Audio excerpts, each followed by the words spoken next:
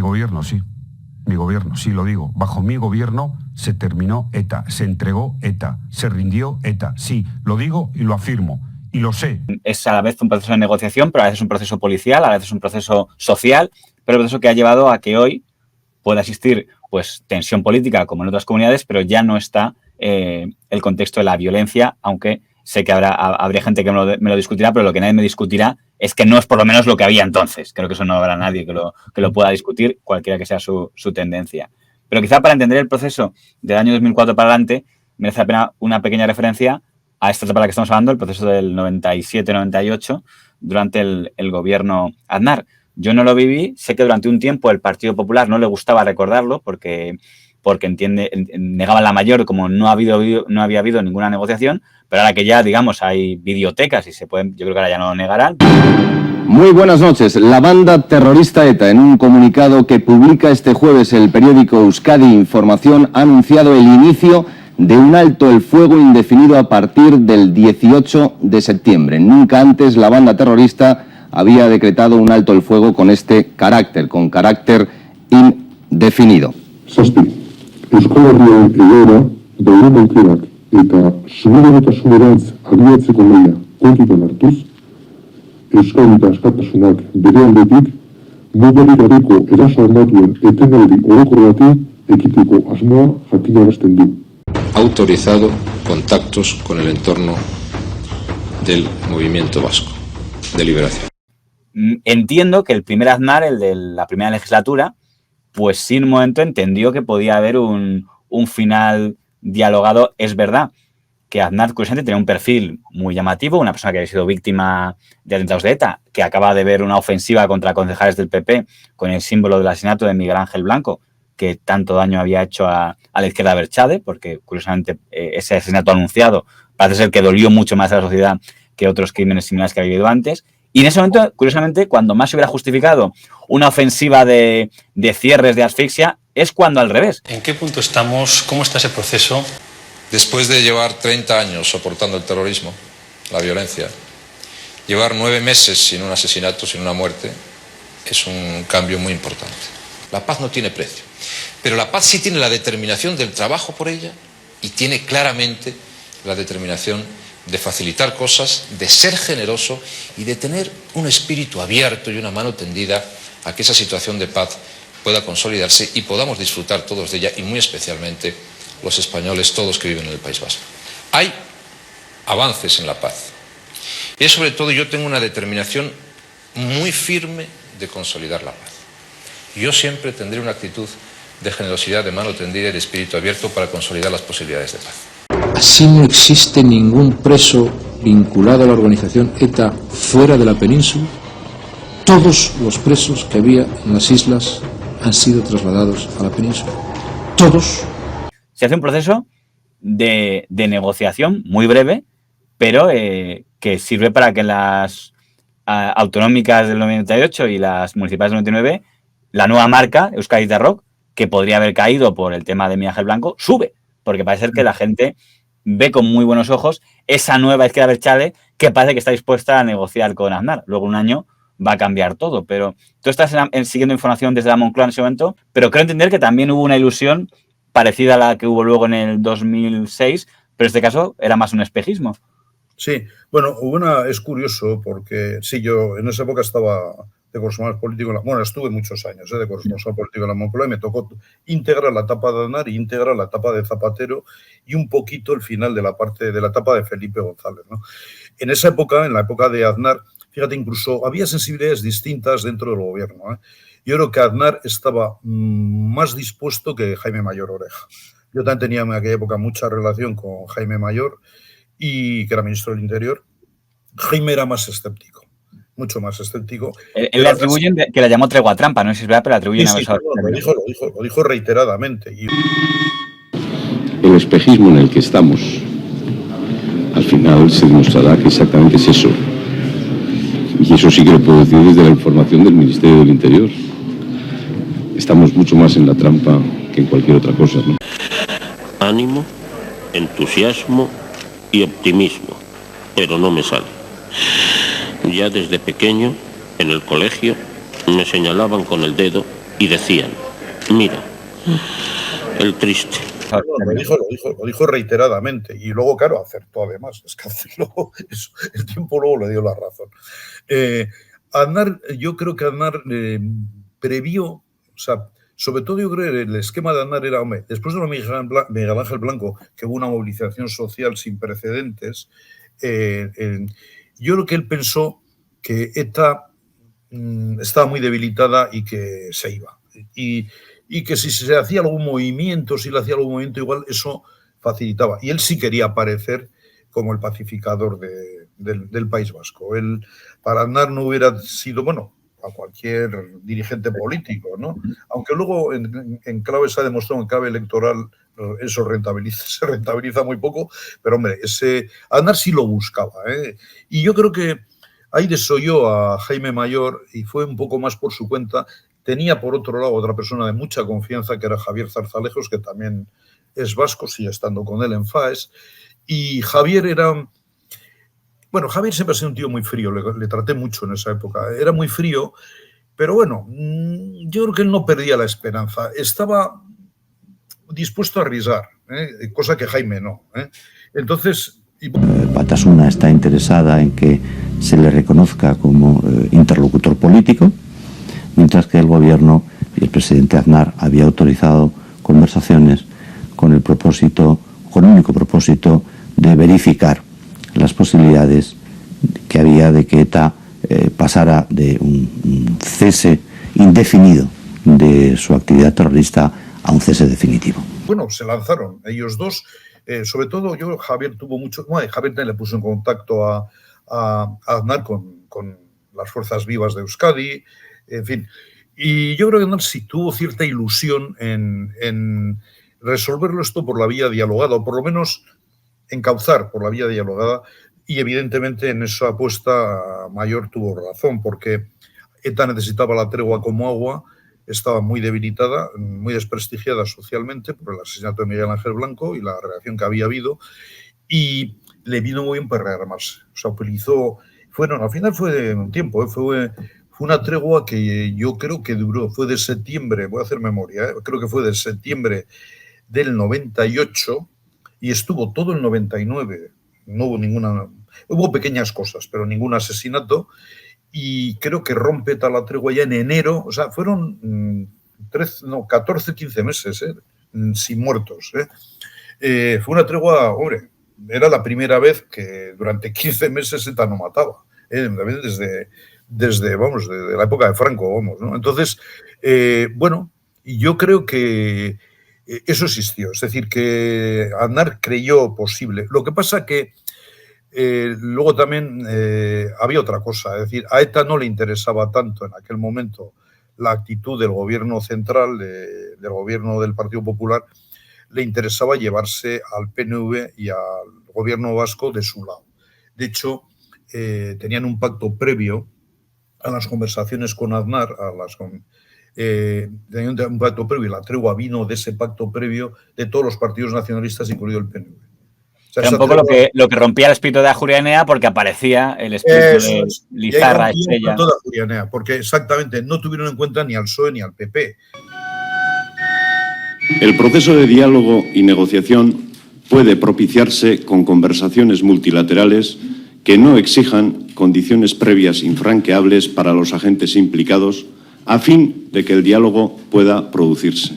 La tregua no la pactaron ni con Aznar, que era el presidente, ni con el PSOE, que era el partido líder de la oposición, Almunia, además el secretario general. La pactaron entre los partidos nacionalistas, incluido el PNV. Y, según decía ETA y Herri Batasuna, el PNV se había comprometido a crear nuevos órganos de poder, es decir, a través de los municipios, una gran federación de municipios, que el poder de Euskadi no estuviera en el gobierno vasco, sino en los municipios, en una asamblea de municipios, ¿no? Esa era una de las condiciones, parece que pactaron. Y otra, que venía de la mano de esta, era que el PNV no se presentara a las elecciones generales, o sea, boicoteara. Claro que en aquella época Batasuna nunca se presentaba ya en las generales. Eso y alguna cosa. Y luego que también habían sido muy inactivos en la creación de esa gran asamblea municipal. Y entonces, a partir de ahí se produce la ruta. Porque para ellos como siempre ha pasado, es decir, lo que les podían dar, sobre todo, que además estaba predispuesto, eran medidas favorables a los presos, suavizar la situación de los presos con acercamientos, pero no les interesaba. ETA nunca, ese es un tema que siempre le ha parecido secundario, intentó conseguir prebendas políticas, ¿no? ETA ha anunciado el final del alto el fuego unilateral que había declarado y que entró en vigor el 16 de septiembre del pasado año.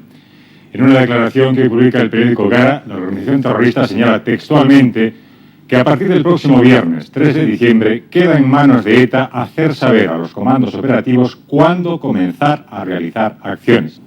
En este comunicado que publica el diario Gara, ETA acusa al PNV y a Eusko Alkartasuna de no cumplir un pacto firmado el pasado verano en una reunión secreta y en el que se comprometían a romper con las fuerzas democráticas. La verdad es esta, que ETA miente. Habla de un acuerdo de septiembre del año pasado,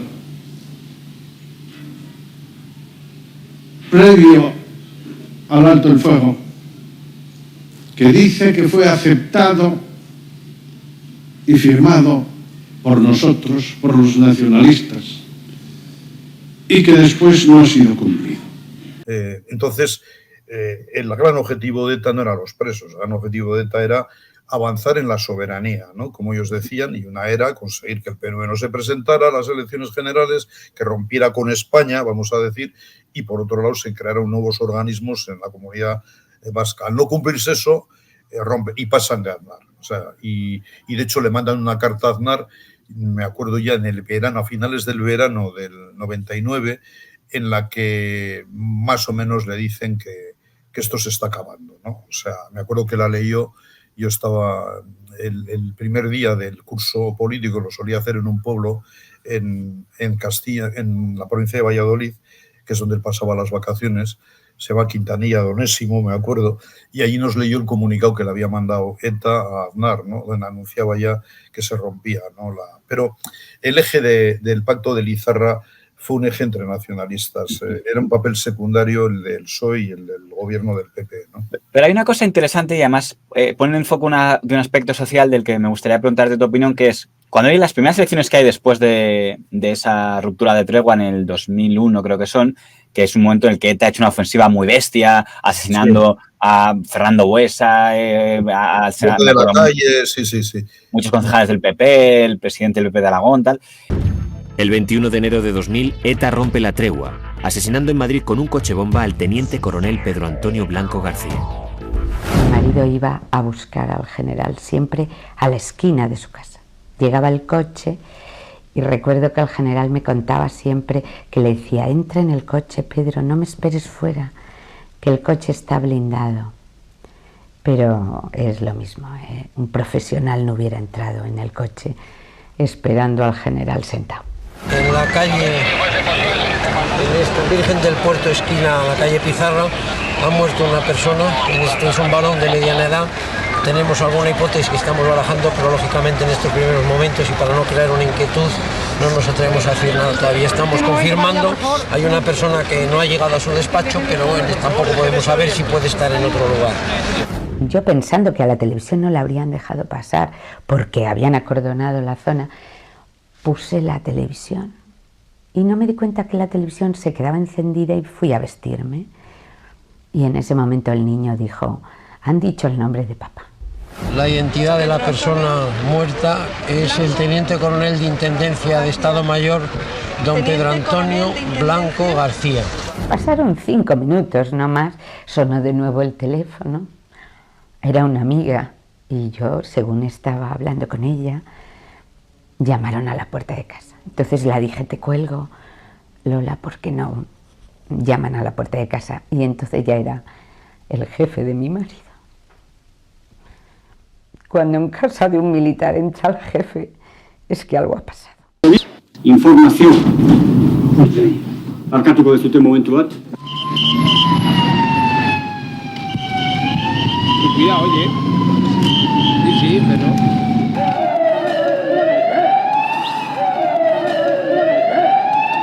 Deja pasar. Está vivo, está viva. ETA ha asesinado a Fernando Buesa y al ertzaina Jorge Díez en la zona universitaria de Vitoria. A muy pocos pasos de allí, alumnos y profesores de la Escuela de Ingeniería se habían concentrado este mismo mediodía para denunciar las amenazas de los violentos a su director. Fernando Buesa ha dirigido el socialismo alavés desde los primeros años de la democracia y ha sido uno de los líderes más representativos del Partido Socialista de Euskadi. En ese momento hay unas elecciones y el PNV sube muchísimo, casi logra la mayoría absoluta sumado a Euskal Alkartasuna, y en cambio Herri Batasuna, Euskal Herritarrok, no sé con qué marca estaban, se desploman. Sí. Y es una cosa llamativa porque, por ejemplo, en los 80 el terrorismo no penalizaba al mundo de Batasuna. A mí una cosa que me aterraba ver es que, por ejemplo, en Ordizia, cuando matan a Joyes, en las siguientes elecciones sube el mundo de Batasuna. Digo, algo había cambiado, que en los años 80 matar no quitaba votos, y perdón que lo diga así, pero es lo... Y en cambio, en el 2001, sí. Evidentemente, hoy podemos decir que la coalición PNV-EA ha recibido decenas de miles, centenares de miles, diríamos nosotros, de voto independentista, de voto soberanista, de voto que quiere la paz y la soberanía para este país. Que buena parte, incluso de nuestro propio electorado, haya optado hoy por PNV-EA. Sí, no, esto es así. Es decir, y yo creo que es clave, hay un hartazgo en la sociedad. También hay que tener en cuenta que las movilizaciones sociales ya en ese momento adquieren una dimensión... La gente no tiene miedo a salir a la calle. Con Miguel Ángel Blanco se demuestra ya que la gente está tan harta que no tiene miedo. Y sale la gente a la calle en San Sebastián, que era el sitio donde más ha matado ETA junto con Madrid, la gente salía en masa a la calle. Entonces se había perdido el miedo. Entonces eso fue clave. Y yo creo que eso condicionó el voto. Evidentemente eso repercute en el voto. Y en la medida en que Herri Batasuna, ahí se produce en ese momento ya ese fenómeno. Cuando Herri Batasuna apuesta por la negociación, sube, y cuando se encierra y es ETA quien tiene el protagonismo asesinando, baja. Eso ya se produce sistemáticamente, sobre todo de manera clara, a partir de Miguel Ángel Blanco, del asesinato de Miguel Ángel Blanco. Eso fue así. Y de hecho, en la época de Zapatero, cuando se conocen las conversaciones entre el gobierno de Zapatero y ETA, vuelve a subir otra vez, en fin, y la gente empieza a penalizarles por el terrorismo, ya beneficiarles por la negociación, pero incluso darles una prima, porque les dan incluso más de lo que en teoría tenían antes, ¿no? O sea, tiene una prima por la negociación. Es curioso porque Zapatero, como decía antes, creo que tú escribes uno de los primeros libros de Zapatero cuando es elegido presidente, Ciudadano Zapatero. Era para darla a conocer. Yo es que le conocía mucho porque había sido una fuente mía. Yo ya en aquella época, en la época de Aznar, el tema de administraciones públicas, el tema de la cuestión territorial tuvo mucha importancia, y el portavoz de la Comisión de Administraciones Públicas del Congreso por parte del PSOE era Zapatero. Y yo tuve una relación muy estrecha con él. Y le conocía mucho. Entonces, cuando de repente, inesperadamente para mí, es secretario general del PSOE y luego presidente del gobierno, yo sí pensaba que iba a tener una buena carrera, pero yo lo veía como un líder del parlamentario, pensaba que iba a ser portavoz del PSOE. Pero ministro, tal. Nunca pensé que iba a ser presidente del gobierno, y a mí nunca y eso que tuve una relación muy estrecha. Nunca me en ese momento que en las elecciones le dijo Barroso, ¿crees que va a ganar? Sí, ¿por qué? Porque he visto la cara de mi mujer y mis hijos, ¿no? Decía algo así en un momento determinado. Sí, bueno, estas cosas muy de Leo, o sea, hay que decir que sí, le voy a ganar, sí, él decía que él ganaba seguro, O sea, en el 2004... Antes de 11M ya asumía que iba a ganar. No, él estaba convencido. No, a mí me lo decía. Era el único tío, es verdad. O sea, el único tío que a mí me decía que iba a ganar era él. Bueno, y su jefe de prensa, porque él le decía que lo dijera, ¿no? Pero no, estaba convencido. Es verdad que las encuestas le fueron, bueno, no nos vamos a enrollar por ahí. O sea, bueno, las encuestas le daba, quiero decir, que iba para arriba. Que subía un poco y que era la persona que te pedía perder la mayoría absoluta, pero no que iba a perder la mayoría. Eso era el pronóstico era que probablemente no ganaba por mayoría absoluta, pero que ganaba, que Rajoy ganaba, que era el candidato y tal, ¿no? Pero luego, mira, pues yo creo que el 11M que fue. Sé la alegría contenida que sentís en este momento. Os pido que la expreséis como sabemos hacer los socialistas. Quiero que el cambio de talante comience esta misma noche. Por eso manifiesto mi respeto y consideración a Mariano Rajoy. Ha sido un digno rival. Le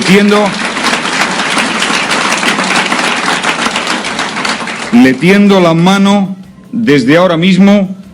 Zapatero, precisamente, a pesar de que luego se fue una etapa en muchos aspectos de crispación PP-PSOE, pero en la etapa de jefe de la oposición apoyó Zapatero todas las medidas de asfixia al entorno de ETA.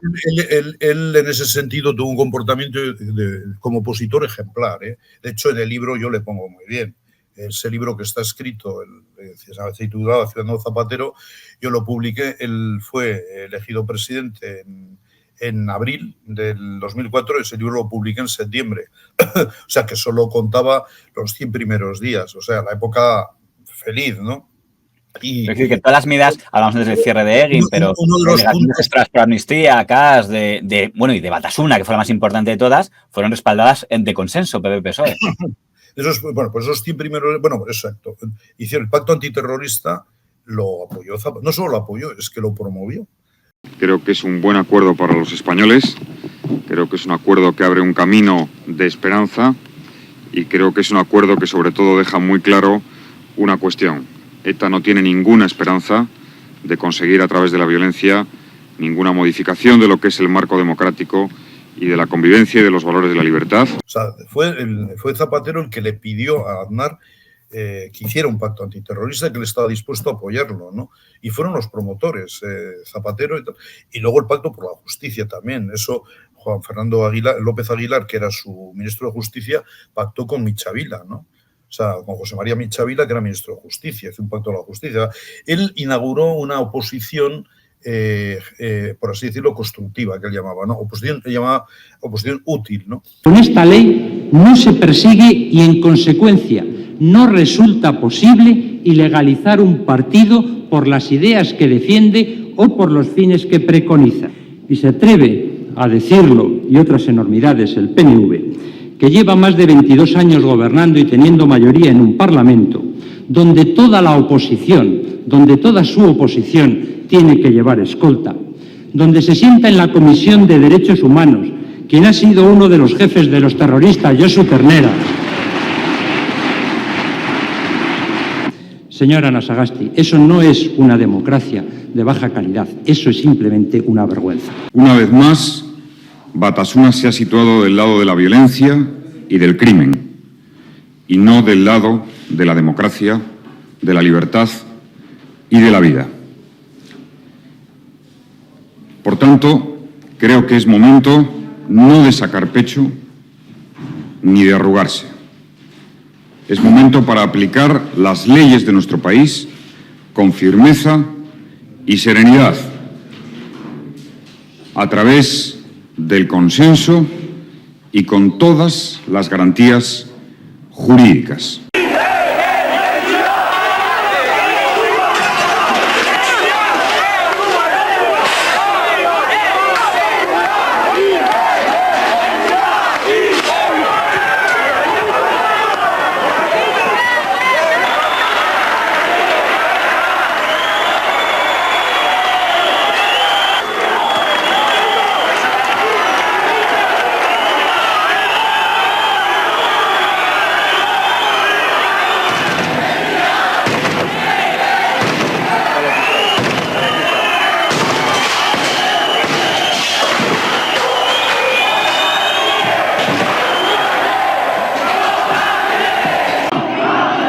Los fascistas españoles son tan obtusos mentales que piensan que después de 2 siglos de opresión y de represión, pues van, en definitiva, a aniquilar las ansias de libertad del pueblo vasco. Tengo la impresión de que el mundo de ETA, incluyendo a Arnaldo Otegi, al principio, cuando se legaliza Batasuna, están convencidos de que esa ley, que en el fondo lo que hacía era dejar fuera de la ley a los partidos que no condenaran la violencia o que no rechazaran la violencia, algo que en otros países parecería más elemental, pero que aquí se había permitido durante años que estuvieran. Creo que ellos estaban convencidos de que esa sentencia la iba a anular Europa. Y que les tocó un poco cuando en el 2004, 2000, para debió ser, salió la sentencia de Estrasburgo. Pero creo que les pilló por sorpresa que Estrasburgo ratificara la legalización de Batasuna. Bueno, ya... tal como evolucionan las cosas y empezaron a tener dudas, pero sí, cuando ellos presentaron el recurso ante Estrasburgo, estaban convencidos que Estrasburgo tumbaba la ilegalización. Estaban convencidos. Luego ya fueron cambiando de opinión, ya empezaron a hacerse la idea de que podía pasar lo que finalmente pasó. Porque rompía el relato de es que el Estado español es fascista y de repente resulta que Estrasburgo también compartía ese criterio. Ir a Leguraldi, pero antes quiero decir una cosa. Esto es importante porque yo creo que hay que aclararlo. La ley de partidos, porque hay que hacer pedagogía desde aquí y esto no hago opinión, son hechos. Yo no estoy aquí para opinar, sino para dar hechos. Un hecho es importantísimo que la ley de partidos ha sido legitimada por el Parlamento Europeo, que es la superestructura en la que nos movemos todos los europeos. Sí, sí. Entonces no podemos no ser europeos a veces y europeos cuando nos da la gana. Sí, pero claro, ten en cuenta que Estrasburgo, claro, la cantidad de asesinatos que habían cometido ETA en aquella época, eso también Estrasburgo lo veía. Entonces, pues claro, hay una época también, es decir, ETA llega un momento, primero tú lo has recordado antes, en los años 80, 70, 80, asesinaba sobre todo policías, militares, pero a partir ya de la socialización del sufrimiento, estamos hablando de ya en los años 90, entre los 90, empieza a asesinar políticos. Uno de los primeros asesinatos es Gregorio Ordóñez, que era una persona muy popular en San Sebastián, teniente alcalde, muy reconocida en la ciudad, muy querida por mucha gente. Con los asesinos, lo único que hay que negociar, con los asesinos de ETA, lo único que hay que negociar, porque hay que negociar una cosa, es el color de los barrotes, nada más. Fue un asesinato que impactó, tuvo un impacto tremendo en San Sebastián, que era la ciudad muy, la provincia es muy abertzale y a la vez, donde más se ha matado ETA, ¿no? Entonces, claro, y eso reaccionó contra el asesinato de... Todo esto también me lo veía Europa. Asesinaban concejales, políticos, mataron a Ayuk, que había sido ministro, o sea... Y todo que encima era de los partidarios de la negociación, que dices, esto come todo crimen, pero ya dicen que junto a matar a gente que se oponía a cualquier diálogo con ETA, como puede ser Gregorio Ordóñez o Fernando Buesa, también mataban a gente que era partidaria de dialogar con ellos, como el Yucho o Jáuregui. Sí, incluso sí. Juan Mari Jáuregui, que fue gobernador civil de Guipúzcoa, asesinado también, era defensor de la negociación. O sea, en fin, es verdad, y además lo decía públicamente y tal, ¿no? No, sí, o sea, claro, esto hizo también que esto tenía su lectura en Europa. Estrasburgo lo veía, entonces, y ellos también se iban dando cuenta, la trama civil, los abogados del mundo de ETA, todo esto, se veían que el asunto se les ponía difícil. O sea, cuando llegó... cuando Estrasburgo ratificó la ilegalización de Batasuna, yo creo que ya no les sorprendió tanto en ese momento, porque ya veían lo que venía. A que le dejó en mala situación fue al PNV. Y sobre todo a Eguíbar, que era el líder del PNV en Guipúzcoa, que ha sido un desastre toda la vida. Digo un desastre porque siempre ha jugado a intentarle ganar por la mano a la izquierda abertzale, por ser el líder de Guipúzcoa y tal, y al final ha perdido. Siempre la izquierda abertzale la ha ganado a él. Me alegro que decirte el nombre porque me hace recordar otro nombre que ha quedado muy olvidado, que es Eguíbar. Parece ser que va a suceder a Arzayus como presidente del PNV, justo en esta etapa de la llegada de Zapatero, pero por sorpresa, al votar sale otro, que es Josep Mas, y es unas figuras que quedó un poco abrasadas de ese proceso de negociación del año... Sí, porque realmente los resultados que tenía, además, Eguíbar con su política contemporizadora, con Herri Batasuna, cuando ETA estaba matando, porque él siempre tuvo los hilos ahí, le llevó a perder. En Guipúzcoa tenía malos resultados, le ganaba por la mano la izquierda abertzale, entonces no podía ser líder del PNV un tío así, aunque es verdad que tenía todo el apoyo de Arzayus, porque Arzayus pensaba que respondía mejor a las esencias abertzales de Arzayus de su última etapa, que se hizo muy independentista, no muy soberanista. Después del pacto con Aznar, esas cosas curiosas que tenía. Sí, y entonces, entonces se pusieron los vizcaínos que eran mucho más pragmáticos, y los vizcaínos eligieron un guipuzcoano que era Imaz, que era una persona además muy bien formada, había sido europarlamentario, tenía nivel, ahí lo tienes, ¿no? Una carrera profesional. En Repsol ahora. ¿No? O sea, quiero decir que fueron al pragmatismo, ¿no? Frente al soberanismo que estaba ya en decadencia de Eguíbar, ¿no? Y se lo comieron, vamos. Eguíbar ha perdido todas las batallas, vamos. O sea, una de las cabezas de esa negociación o ese proceso del periodo 2005-2000, en el fondo hasta 2011 lo podemos citar, es el acto de Anoeta. Ni el PP negociando en Zurich en el 99. Yo creo que el punto de inflexión principal es, primero, la propuesta de Anoeta en el año 2004, donde Otegi dice somos una organización ilegal y queremos ser legales, y después el comienzo de las conversaciones en el año 2005 con la resolución del Congreso, cuyo fracaso, que yo no niego, ni Zapatero tampoco, es el fracaso de ETA. La T4. Estoy de acuerdo contigo, creo que esos son los 2 puntos de inflexión. Es más difícil hacer la paz a veces que hacer la guerra. Hacer la paz significa sacar el conflicto político y armado de las calles y llevarlo a la mesa de negociación. Hacer la paz significa además buscar la alianza de nuestros adversarios y llegar incluso al final a buscar la complicidad de nuestros enemigos. Estaduekin. Carceles Pérez Cienza. Arnaldo Otegi ha hecho un discurso por la paz, por abrir una etapa política distinta en Euskadi. Cuando Arnaldo Otegi, yo interpreto, pero me gustaría saber si lo interpretas así, cuando él hace ese alegato de tenemos que buscar la paz, tenemos que volver a la legalidad, es en parte una reflexión que solo ha hecho ese mundo una vez les ha ilegalizado. O sea, yo me pregunto si hubiera habido acto de Anoeta si a Zapatero y Aznar no hubieran ilegalizado Batasuna en 2002. Sí, no, yo le doy importancia a la ilegalización. Yo sí creo que es un elemento que muy importante de cara al cambio de Batasuna y de cara al final de ETA. Es decir, luego sí condicionó la vida de ellos, de Batasuna.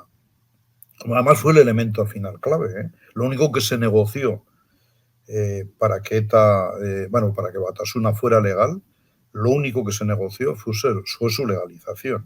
Pero bueno, pues ahí, digamos, hay 4 nombres claves, 3 los hemos citado ya, que son Zapatero, Arnaldo Otegi, bueno, hemos citado 2, nos faltan otros 2, que eran Alfredo Pérez Rubalcaba, que era ministro de Interior en aquella etapa, y Jesús Eguiguren. Se dice que Jesús Eguiguren es el socialista que tiene más amigos en la izquierda abertzale. Sí, los tengo, claro. Y yo creo que, en fin, para que la derecha me siga criticando, quiero reconocer a Arnaldo Otegi, a Rufi Echeverría y a los que hayan conseguido esto, además, todo lo que han hecho. ¿Cuándo crees que vas a ver libre a tu amigo Arnaldo Otegi?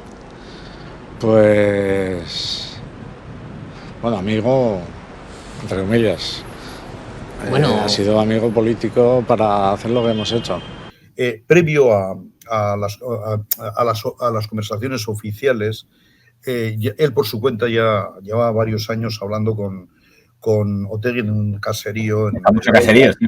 Sí, en fin, por Dios, es un caserío muy bonito, he estado varias veces, es una maravilla de bonito, ¿no? Bueno, entonces, eso lleva en tiempo, es decir, entonces lo que sucede es cuando gana Zapatero las elecciones en el 2004, Eguiguren le manda un mensaje, bueno, vía Balanco, eso da igual, le acaba llegando el mensaje a Zapatero de que hay esto.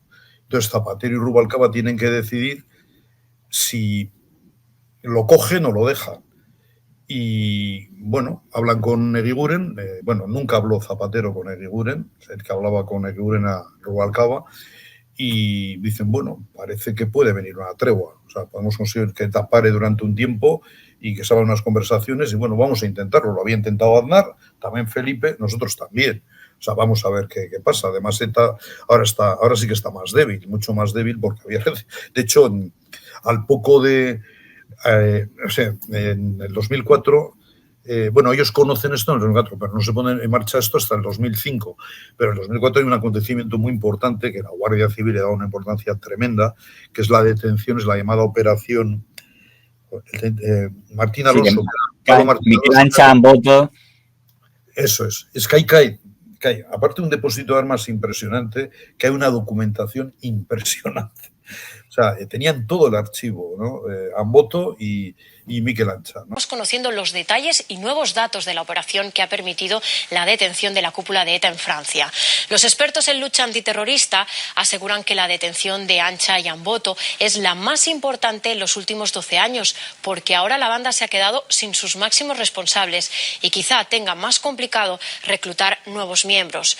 Lo que parece claro es que ETA es hoy más débil, aunque también nos ha recordado que siempre habrá alguien dispuesto a recurrir a la violencia. Que eran pareja y tal, tenían todo. Es verdad que entre el final de la etapa de Aznar y el comienzo de Zapatero han caído como 3 o 4 cúpulas seguidas, desde Iñaki Rentería hasta el Chapote, y creo que nada más llega Zapatero, tienen a Mobutu y tal, y también creo que habían acabado con algo que parecía impensable, que era lo de los comandos, porque antes parecía que hay un comando y ya había otro, que hay un comando árabe, otro comando árabe, y en ese momento parece que ya no había comandos operativos. Ahí a partir de ahí empieza Yo creo que el momento, la caída de Miquel Ancha es fundamental. Miquel Ancha era el líder político de ETA, realmente era el líder porque la parte militar eran unos descerebrados, solo sabía matar, pero el que tenía una cierta estructura política era este. Y desde la caída de Vidar, estamos hablando de la caída de Vidar, que cae el 92, sí.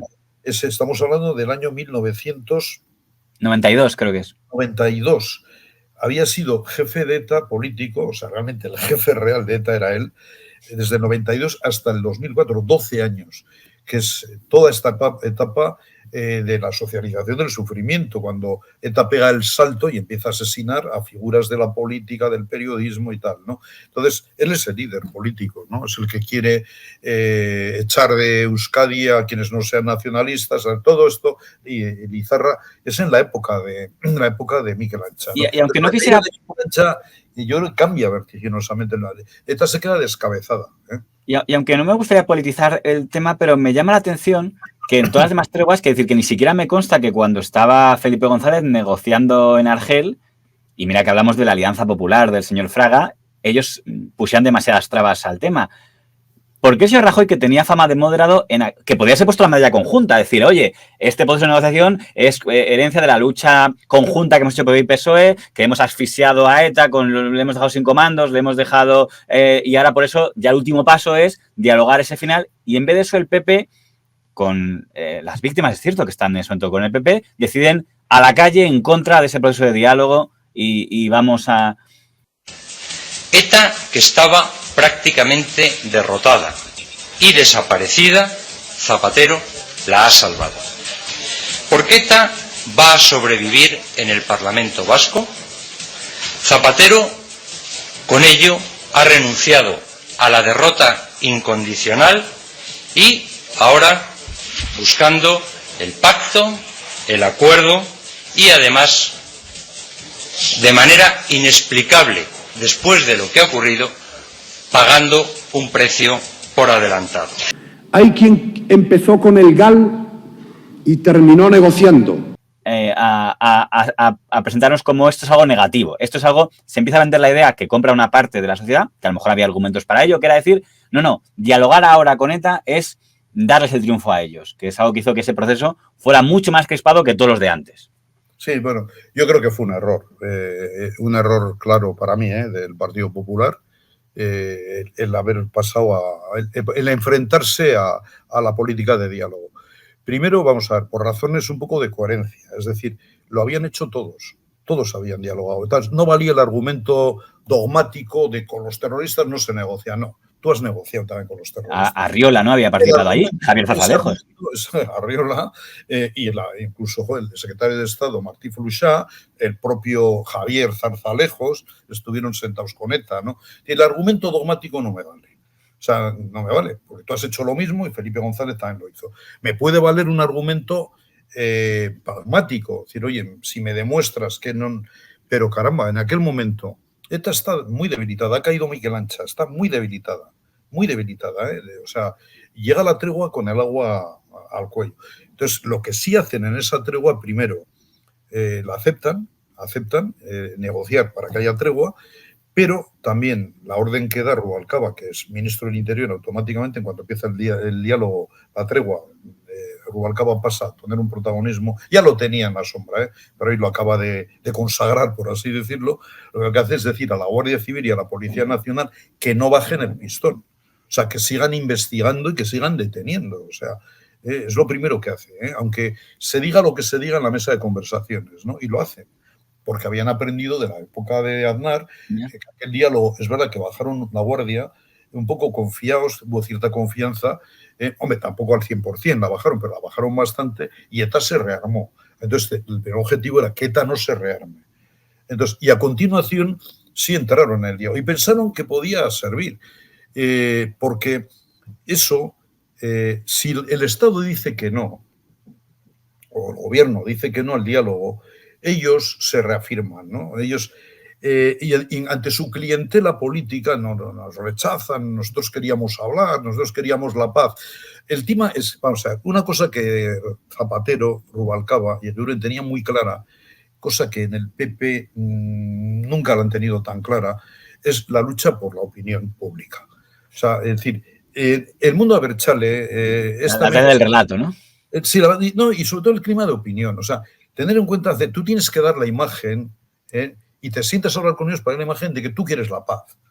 Y tú además aguantas, era la idea de Rubalcaba. Aquí aguantamos, que rompan ellos, para que ante su mundo queden ellos, quede clarísimo que ellos no quieren la paz. Una doble estrategia, por supuesto, de autoridad democrática y de acción política, donde el diálogo y la palabra tuvo que ver cuando el ETA se entregó. O sea, es romper luego, entonces, ¿consiguió el señor Rubalcaba ese objetivo? Lo consiguió, no, yo estaba totalmente a favor del diálogo. Yo defendí el diálogo con ETA, me consiguió, eso también me supuso bastantes fricciones dentro del mundo de la prensa en Madrid, y a partir de ahí empecé ya a ser sospechoso dentro de cierto mundo. El propio Sabater en algún momento me puso a parir.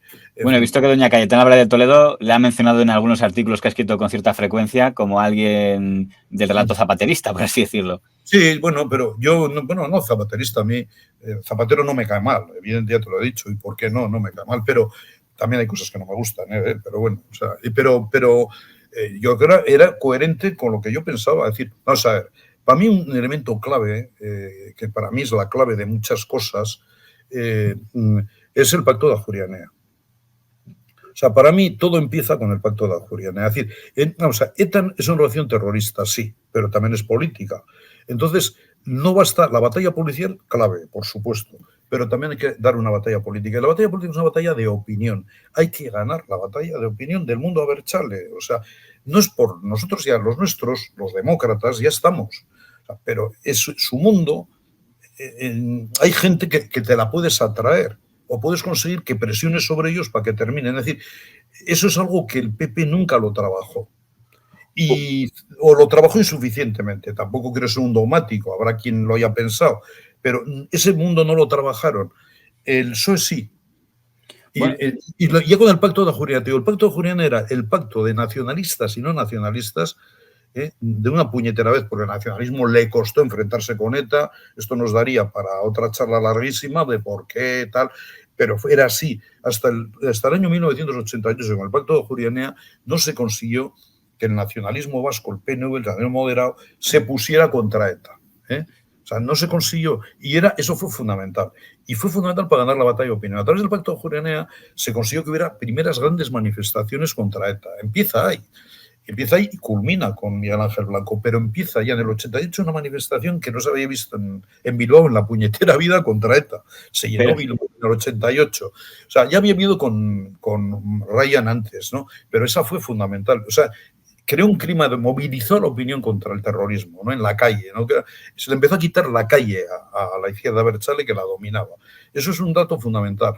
También reforzó el papel de la policía. La policía empezó a verse respaldada. Cuando ves a la gente en la calle, la policía ve a la gente en la calle, le anima, y también la misma gente le anima a colaborar con la policía. Es decir, ahí hay un montón de elementos que se encadenan a partir de ese año por la vía de la opinión.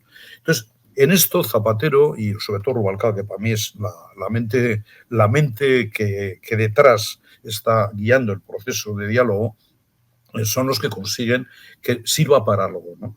Por ese elemento de batalla de opinión. O sea, cerrarte en aquel momento, decir no a ETA era un error. Es decir, ETA está debilitada. Pues, como están débiles... Dime. Ante la sociedad vasca, lo que quedó es que había un gobierno que tendía la mano y llega a la Terminal 4 y son ellos los que, por cierto, sin romper la tregua antes, colocan una bomba para luego decir que, bueno, han matado a 2 personas, pero quiere que sigue el proceso de diálogo abierto, que es un momento... Sí, es donde ya se planta el gobierno y dice, pues no, ahora o decís públicamente que ya esto se acaba, es decir, que no hay más terrorismo, o no nos sentamos. ¿Cree usted que aquel día de diciembre que se produce ese atentado y que esto que cuentan de que Zapatero esperó antes de salir a hablar a ver si Otegi se atrevía a condenarlo y en aquel momento no se atrevió, pero que había como una esperanza de ver si lo hacía? La condición para el diálogo era y es la voluntad inequívoca de abandono de la violencia por parte de ETA. Lo que ha sucedido hoy, el gravísimo atentado de la banda terrorista ETA, es radicalmente contrario a esa voluntad inequívoca. El proceso de solución al conflicto político vasco no está roto. Eso es algo que queremos transmitir con absoluta nitidez y con absoluta claridad. Desde nuestro punto de vista, ese proceso no está roto. Y queremos decir más. No solo no está roto, sino es más necesario que nunca. Y ustedes han oído a lo largo de los meses de septiembre, octubre, noviembre y diciembre 217.000 veces a los dirigentes de Batasuna decir: el proceso está quebrado, no hay proceso, el proceso está suspendido, el proceso está no sé cuánto. Lo han oído todos ustedes.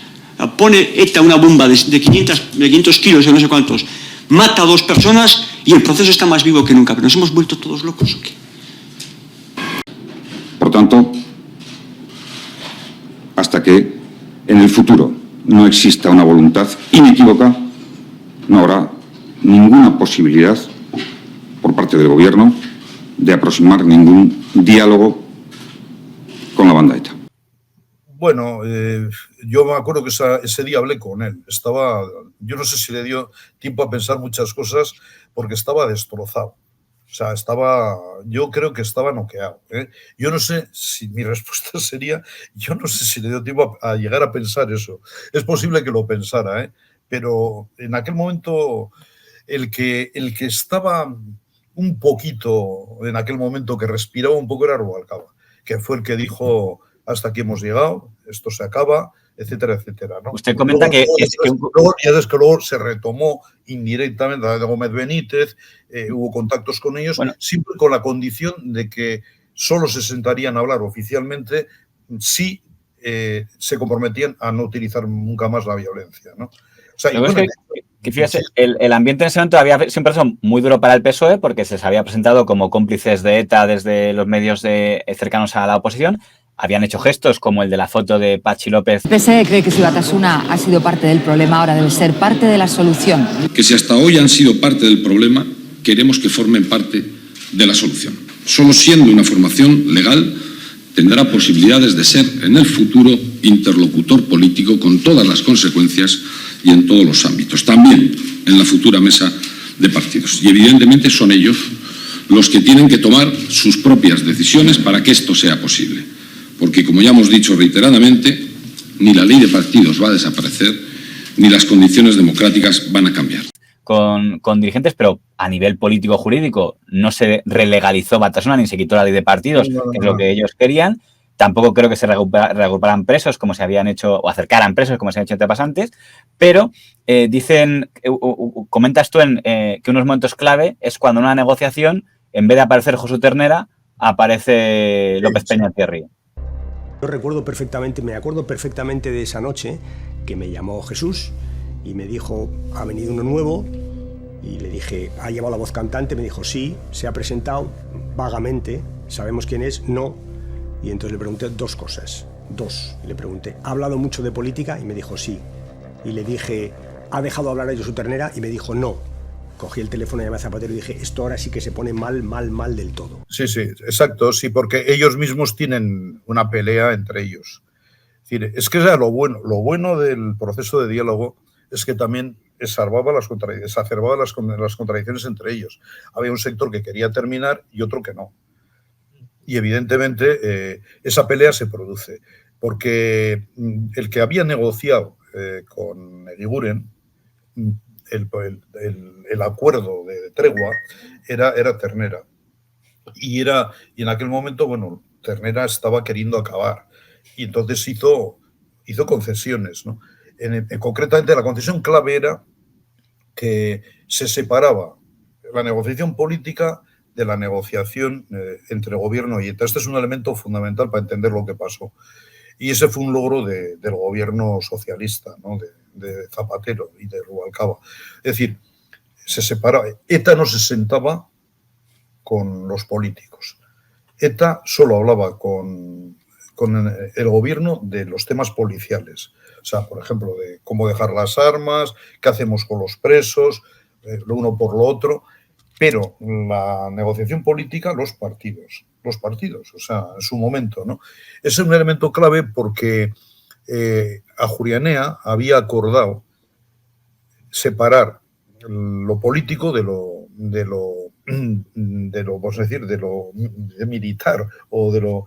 En fin, no se le podía dar a ETA la baza, eso está ya desde el Pacto de Ajuria del 88 y la negociación con ETA recoge ese espíritu, la que hizo Zapatero y Rubalcaba, estaba que con una organización terrorista no se dialoga políticamente, o sea, no se le puede dar la prima a una... es darle hacer una concesión antidemocrática. O sea, entonces con ETA te puedes sentar para hablar de que lo dejen de las armas y tú puedes también con ellos negociar presos, medidas penitenciarias favorables, eso sí. Lo que no puedes hacer es una negociación política sobre el futuro de Navarra, el futuro del País Vasco, el futuro de España. Eso con ETA políticamente no. Y esa negociación, la del 2004, tiene esa premisa. Y lo que consigue Eguiguren con Ternera es que firme un acuerdo en que la negociación gobierno-ETA es exclusivamente sobre presos y sobre el desarme, nada más. Ese es el gran triunfo. Eso se ha ocultado mucho, pero esta es la clave. La película está, es un elemento clave de la película El fin de ETA y un elemento clave del libro que escribí yo con Eguiguren y cosas que he escrito yo después, ¿no? O sea, eso es así, es un elemento fundamental. Esa fue una victoria. Y luego eso... Aunque este dato sea un poco anecdótico, pero como en un momento sabe usted que la prensa, sobre todo el diario El Mundo, le cogió mucho énfasis, aunque al final quedó en nada, no quedó en nada, quedó con 2 policías condenados. Lo que pasa es que estoy hablando del incidente del Faisán, que es un tema que el diario El Mundo cogió mucho de los 2 mandos policiales que alertaron a una persona para que se librara de una redada, aunque fuera detenida posteriormente.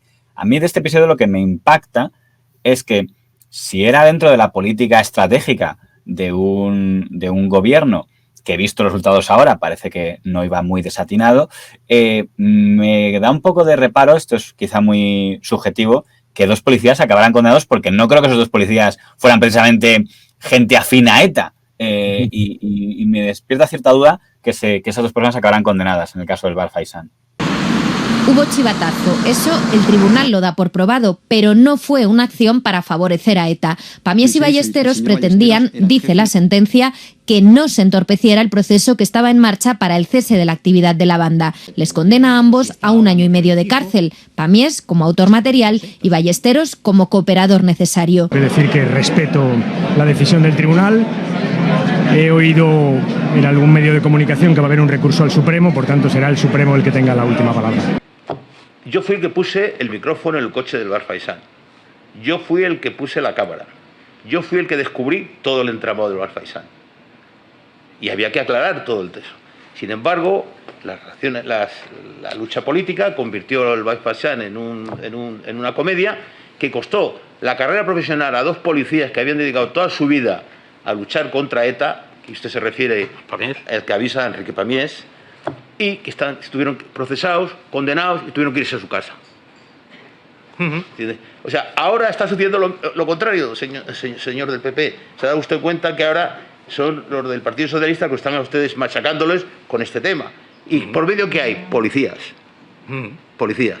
Y siempre es más fácil a un policía cogerle y fuera. Sí, bueno, ahí estamos, en el tema del Bar Faisán. Bueno, este es un asunto también, Grande Marlaska algún día tendría que contarlo, o sea, porque, en fin, tenía que contarlo bien porque él se metió ahí. Este es un tema que creo que llevaba, fíjate, es un tema, yo nunca le di mucha importancia porque me pareció un tema muy secundario que la prensa le dio mucha bola. Querían vender la idea de Rubalcaba, el filoetarra, supongo. El chivatazo famoso. Era para decir que están favoreciendo a ETA. Se hizo demagogia con eso. O sea, se hizo una demagogia. Primero era un tema que estaba en el cajón, lo tenía en el cajón metido Garzón. Lo saca del cajón Grande Marlaska, lo mete allí. Grande Marlaska jugó en contra del proceso de diálogo, absolutamente en contra. O sea, en vez de suavizar las cosas, que podía haberlo hecho, tenía margen, por ejemplo, podía dejar en aquel momento actos políticos que quería hacer Batasuna, podía haberlos tolerado, los prohibía a todos. O sea, prohibía todo, estuvo jugando en contra. O sea, y eso está escrito, lo he contado. Y conmigo, a mí, es un tema que conmigo se avergüenza. Este tío, conmigo se avergüenza, ¿no? Hablemos también de ETA. Usted es juez. Antes nos has dicho que los jueces obviamente son seres humanos. En su caso, además, es de Bilbao. Y yo, antes de entrar a los temas más concretos del asunto de la lucha contra ETA, me gustaría saber si cree que hay un antes y un después del 20 de octubre, cuando ETA anunció que iba a dejar de matar. Yo creo que solo habrá un antes y un después cuando la organización terrorista se disuelva, entregue las armas, y en ese momento sí que habrá un antes y un después. Hasta ahora hemos tenido momentos, un momento histórico, y yo como vasco lo viví, fue la tregua del 98. Yo creo que aquel fue un hito especial para los vascos y los que vivíamos en el País Vasco entonces, y fuimos muy optimistas porque veíamos que ya estaba el final. Y luego en el 2000 se rompió esa tregua y fue como un jarro de agua fría. Con lo cual yo creo que los que vivimos aquel momento, y cualquier ciudadano, vuelvo a decir, en ese sentido yo creo que ya el paso que pedimos es la disolución. Hombre, podría ser yo mal pensado y decir que como en el 2012 aparece como vocal del Consejo General del Poder Judicial por el PP, podría ser mal pensado. Bueno, yo ahí no me quiero meter ya, no quiero meterme si lo hizo por... Vamos a pensar que sea el tío independiente. Por convicción, sí. Vamos a pensar que lo hizo por convicción, porque él pensaba así, es decir, pero lo hizo, joder, y bombardeó el proceso de diálogo, hizo 1000 putadas, o sea, en fin, hizo 1000 putadas, sobre todo a un nivel de algo que podía haber tolerado, actos de, hombre, Batasuna estaba por el diálogo, oye, pero tú podías haber hecho un auto diciendo están por el diálogo, bueno, si el acto no es ninguna loa al terrorismo ni a la violencia y tal, y simplemente van a hablar del diálogo y tal, pues lo tolero, ¿no? En determinadas condiciones. No. Se puso en el maximalismo de prohibirlo todo, de una actitud, para mí, y ahí entró en ese paquete del Faisán. Yo no veo a dos policías de ese nivel, además, y que habían luchado contra ETA, tenían un historial impresionante, sobre todo uno de ellos, que ahora no me acuerdo el nombre, impresionante. No le veo la cutrez de pegar el chivatazo y llamarle a uno, oye tú, que vamos, no lo veo, sinceramente no lo veo. Nunca me lo tomé en serio, siempre lo vi en clave de manipulación política, y creo que ahí un día el señor Grande Marlaska me gustaría que lo explicara de verdad, ahora que va de ministro progresista y no sé qué, no estaría nada mal que lo contara algún día, ¿eh?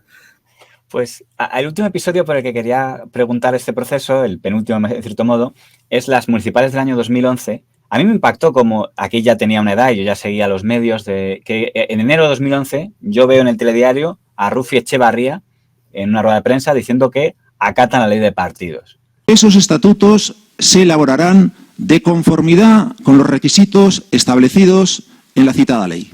Ahí me impresionó porque yo pensaba que el titular al día siguiente en todos los periódicos iba a ser como se rinden o reconocen, porque llevaban años diciendo que nunca iban a acatar esa ley, que de hecho esperaban que el gobierno la derogara. Y de repente aceptaban una ley que habían combatido, podía ser considerado un triunfo del PP y del PSOE, del consenso, y veo que no se da mucha intención y que luego, de hecho, cuando aparecen las listas de H. Bildu, se ve desde una parte importante de la sociedad como una agresión que puedan estar. La izquierda abertzale rechaza y se opone al uso de la violencia o a la amenaza de su utilización para el logro de objetivos políticos. Y eso incluye la violencia de ETA si la hubiera en cualquiera de sus manifestaciones. El proceso democrático tiene que desarrollarse en ausencia total de violencia y sin injerencias, mediante la utilización de vías y medios exclusivamente políticos y democráticos. Es cierto que el Tribunal Supremo dice que las listas son ilegales porque quiere que dentro de ellas están los herederos de Batasuna, que de cierto modo es verdad porque está Sortu. Ayer conocimos la decisión del Tribunal Supremo sobre Bildu. La Sala 61 ha estimado los recursos de la Fiscalía y la Abogacía y, por tanto, ha ilegalizado las candidaturas de la coalición. La responsabilidad del PSOE en esta decisión, porque ha decidido recorrer de la mano del Partido Popular más ultra el camino para impedir, afianzar el proceso que va a traer la paz y la normalización política al país, desfigurando con este objetivo el mapa electoral que debía regirse por criterios totalmente democráticos. Pero luego llega el Tribunal Constitucional y sí, permite que en esas municipales del 2011 esté H. Bildu. Se ha vulnerado el derecho de Bildu a acceder a cargos públicos en condición de igualdad. Lo dice el fallo que permite estar en las elecciones a la coalición que integran EA, Alternativa e Independientes de la Izquierda Abertzale. Lo aprobaba anoche con la campaña empezada el Pleno del Constitucional por un solo voto de diferencia. Arrancamos esta campaña con la ilusión intacta, porque hemos luchado frente a quienes nos querían ver doblegados, arrodillados y mudos, y no lo han conseguido. El triunfo de la sociedad vasca ante la sinrazón y los intereses mezquinos de algunos ya es un triunfo colectivo que nadie nos va a poder arrebatar jamás. Y digo esto porque yo tengo que confesarte que hablé con Enrique Mújica una vez en 2012 y cuando le pregunté sobre esto, él estaba indignadísimo con lo que hizo el Tribunal Constitucional, me dijo algo que no entendí, me dijo, y sé quién del Tribunal Constitucional lo hizo, como si fuera solo una persona, cuando entiendo que serían varios magistrados, pero él lo centraba en uno, que no me dijo cuál, pero digo, sé quién es el culpable de que esto se haga, y digo, esto lo ha hecho porque si Bildu está en las municipales, a la vuelta de verano acababa ETA, que es más o menos lo que en cierto modo pasó. Sí, sí. No, ya te he dicho que la clave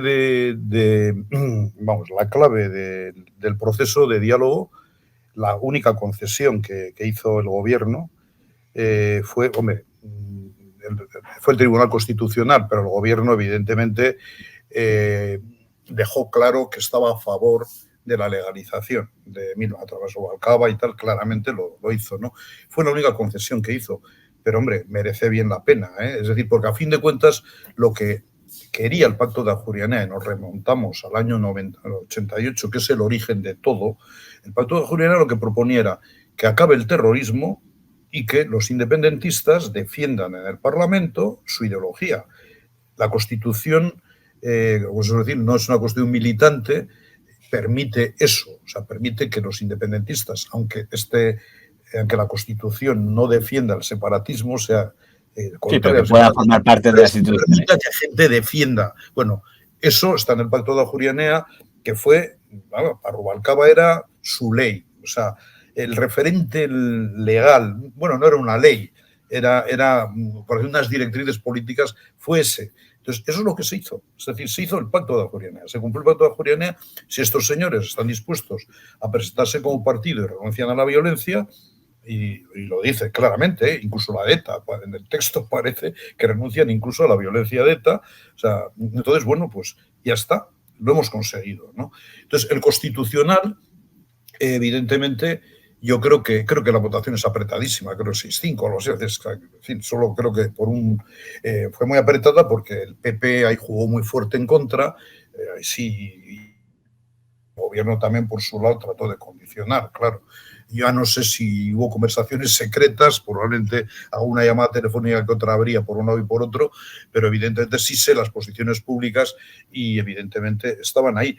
Y yo, como seguidor de este tema durante muchos años, estaba a favor yo sí escribí columnas y en aquella época y comentarios a favor de la legalización.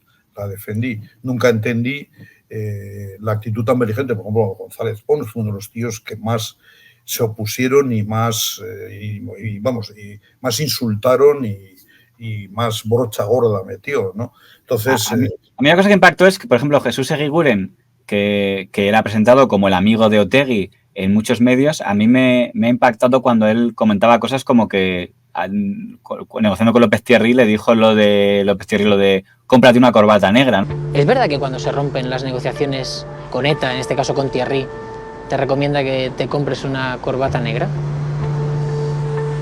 6 corbatas me recomendó. ¿Qué le dijiste? Si rompes la tregua te vas a pasar el resto de tu vida en la cárcel. Y me dijo, y tuve que comprando corbatas negras. Y me las tuve que comprar. ¿Por qué? Porque mataron a un compañero del alma delante de mi mujer. Isaías Carrasco, ¿no? Como le estaba adelantando que iban a asesinar a gente de su entorno, como luego mataron a Isaías Carrasco. Sí. Isaías era muy amigo de la mujer de Eguiguren, de Mondragón, bueno, originaria de Mondragón, y Isaías había sido concejal por Mondragón, sí. Claro, era encima, muy próxima, sí, a él. Llevando una labor así, encima, para uno seas como el proetarra, mientras que eres tú el que estás teniendo que dar la cara ante los otros, cuando además se ha demostrado que ETA no ha tenido inconveniente en asesinar incluso a aquellos que eran partidarios del diálogo, era estar en línea de fuego, como se diría. Sí. O sea, sí. No, ellos, es verdad que hay que es casi una decena de asesinatos entre cuando se rompe, ¿no? Porque, claro, primero está la bomba de la T4, pero en junio, aguanta eso es en diciembre, en junio ETA oficializa la ruptura de las conversaciones.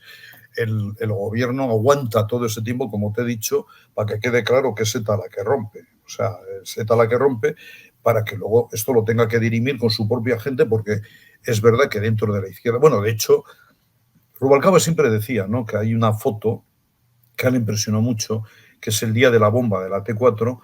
Hay una foto, está en un ascensor Otegi, la cúpula de la izquierda abertzale, ¿no? Está también, creo que Rufi, está Jon Goirizelaya, en fin, están con una cara desolada.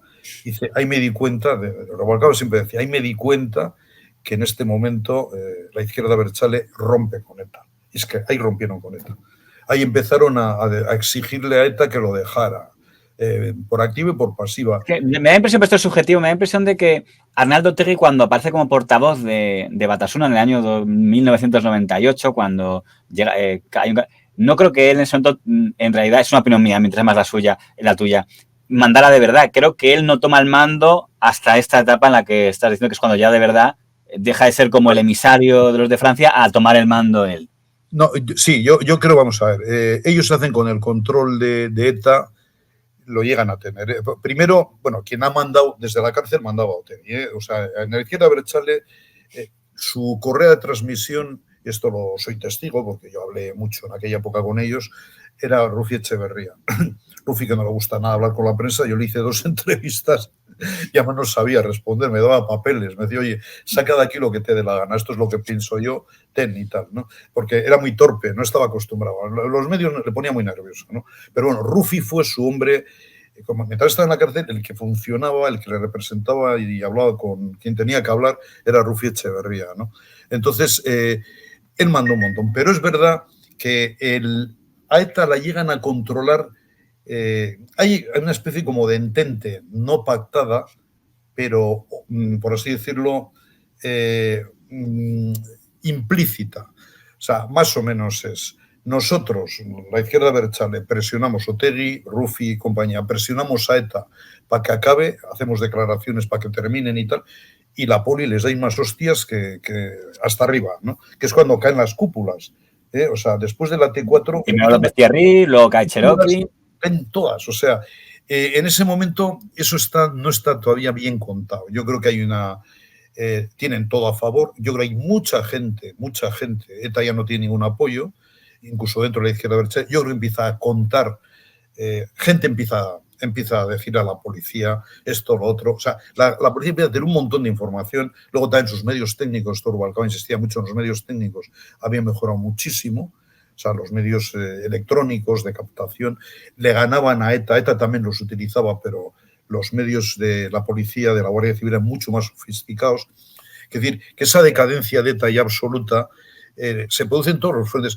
Y en eso fue importante el diálogo, porque el diálogo es lo que permite, la policía hubiera seguido actuando eficaz, pero fue mucho más eficaz, pues yo creo que empezó a tener apoyo social.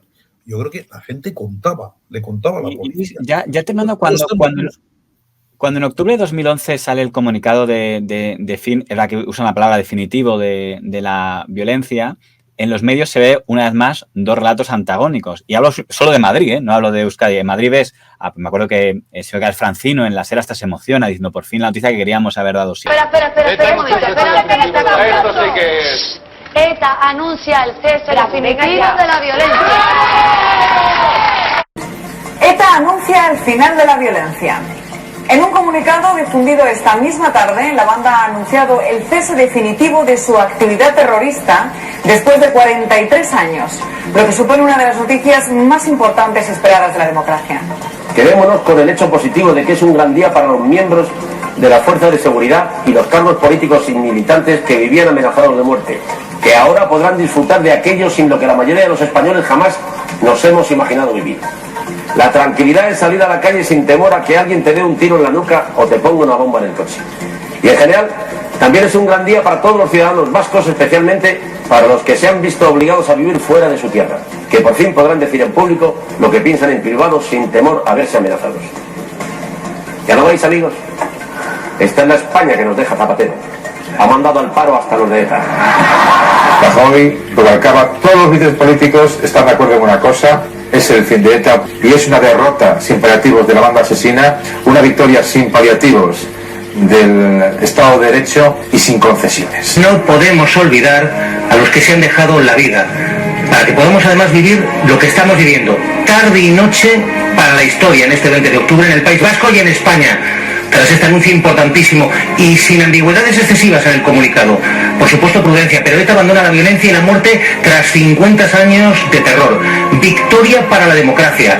Ahora comienza otro gran reto, un desafío gigantesco en Euskadi, el de la reconciliación y la convivencia.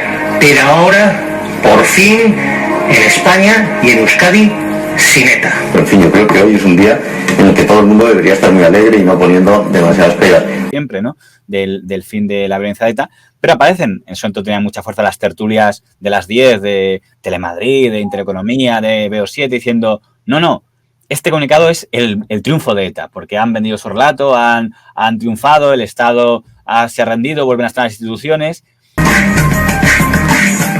Bueno, pues los nombres que están viendo detrás, como les decía, son los nombres de las víctimas que no creen en estos comunicados de ETA, sino que creen en una cosa que se llama justicia. Muy sencillo, de verdad, un principio base de toda democracia. Si alguien incumple la ley, pasa por los tribunales, se le condena y cumple la pena. No acaba negociando con un gobierno rodeado de terroristas, se le conceden beneficios penitenciarios y se le acaba entregando el control de una comunidad autónoma para que la convierta en un país. Son dos conceptos muy distintos. Uno es el de la gente que está aquí detrás mío, los nombres que están saliendo y sus familias. El otro es el que practica este gobierno. O sea, que no anunciara su disolución, que no pediría perdón a las víctimas por el daño causado, que no entregaría las armas. Eso sería lo que nos hubiera sorprendido, sinceramente. Pero lo previsto con frases incluso hirientes e insultantes para las víctimas, como cuando afirma en el comunicado que el paso que da, la oportunidad de ahora es la consecuencia de largos años de lucha que se han llevado a muchos compañeros para siempre, mientras otros sufren cárcel o exilio, a los que rinde el más sentido homenaje. Es lo que realmente, en fin, ha llamado más la atención. Y hablan, en fin, del cese definitivo de su actividad armada y hacen un llamamiento a los gobiernos de España y Francia para abrir un proceso de diálogo para la superación de la confrontación armada. Confrontación que nunca ha existido, insisto.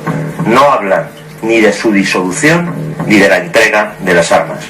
Yo no quiero, como tantos españoles, un final ofensivo para las víctimas. La historia de estos encapuchados, la historia de estos terroristas, está escrita con la crónica de centenares de asesinatos de personas inocentes y exige un final que no sea una ofensa para las víctimas y que suponga la derrota democrática de los terroristas. ETA ha sabido matar, pero ETA no quiere morir.